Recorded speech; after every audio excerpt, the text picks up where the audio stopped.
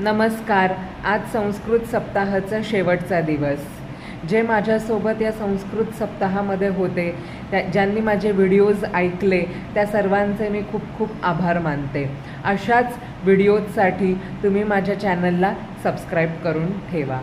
आज आपण वैयाकरण म्हणजेच ग्रॅमेरियन, व्याकरणकार, संस्कृतचे मोठे व्याकरणकार महर्षी पाणिनी यांच्याबद्दल काही माहिती जाणून घेणार आहोत.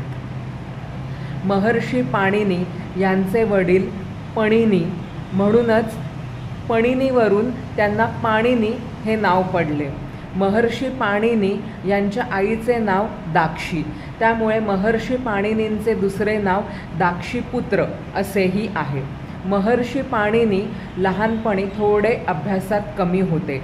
त्यांना त्यांचे वर्गमित्र खूप चिडवायचे व त्यांच्यावर हसायचे. एकदा ते वैतागून हिमालयामध्ये निघून गेले. तिकडे त्याने भगवान शंकरांचे खूप नामस्मरण केले किंवा भगवान शंकरांचे तप केले. भगवान शंकरांनी प्रसन्न होऊन तांडव नृत्य केले व त्या तांडव नृत्यामधून भगवान शंकरांनी शेवटी जो डमरू वाजवला त्यातून 14 प्रत्याहार सूत्र बाहेर पडली. श्लोकही असा आहे, नृत्तावसाने नटराज राजो ननाद ढक्काम नवपंचवारम. म्हणजे नृत्य समयी जेव्हा ते तांडव नृत्य करत होते, नटराज राजो म्हणजे भगवान शिव ह्यांनी ननाद ढक्काम, ढक्का म्हणजे त्यांचा डमरू, नवपंचवारम आधी 9 वेळा व नंतर 5 वेळा असा वाजवला. म्हणजे 9 व 5 14 असा एकूण त्यांनी त्यांचा डमरू 14 वेळा वाजवला. आता 14 वेळा जो डमरू वाजवला त्यातून 14 सूत्रे बाहेर पडली. त्या 14 सूत्रांवरूनच आज आपलं संस्कृत जे आपण पाहतो, जे संस्कृत व्याकरण आपण पाहतो ते उत्पन्न झालं. व त्या 14 सूत्रांमधून महर्षी पाणिनींनी 4000 सूत्रे केली. ती 4000 सूत्रे अष्टाध्यायीमध्ये आहेत. महर्षी पाणिनींनी अष्टाध्यायी हा महान व्याकरण ग्रंथ लिहिला. अष्टाध्यायी का? कारण की त्याच्यामध्ये अष्ट म्हणजेच 8 अध्याय आहेत. तर त्या 14 सूत्रांमधून त्यांनी 4000 सूत्रे बनवली.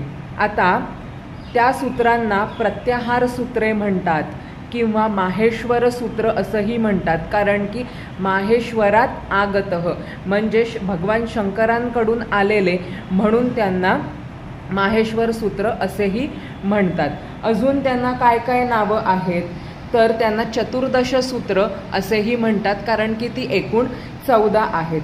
त्यांना वर्णसमाम्नाय सूत्र असेही म्हणतात, कारण की त्याची तुलना वेदतुल्य आहे, म्हणजे वेदांशी त्याची तुलना केलेली आहे, म्हणून त्याला वर्णसमाम्नाय सूत्र असेही म्हणतात. त्यांना शिवसूत्र असेही म्हणतात, कारण की ते शिवाकडून आपल्याला प्राप्त झालेले आहेत. तर जर तुम्हाला त्या 14 सूत्र कोणती आहेत ती जाणून घ्यायची असेल तर तुम्ही प्लीज मला कॉमेंट सेक्शनमध्ये टाईप करा. मी ह्याच्यावर एक वेगळा व्हिडिओ नक्की बनवेल. आता महर्षी पाणिनींनी अजून एक ग्रंथ लिहिलेला आहे, ज्याचे नाव आहे पाणिनीय शिक्षा. मी काल तुम्हाला बघा सांगितलं होतं वेदांग, एक वेदांग आहे शिक्षा.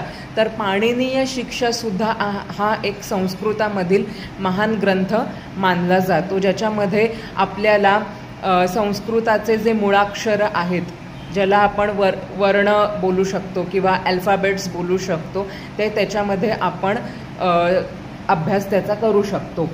तर तुम्हाला ही महर्षी पाणिनींबद्दल माहिती कशी वाटली ते मला नक्की सांगा.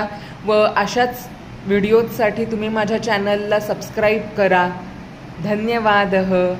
पुनर्मिलामः.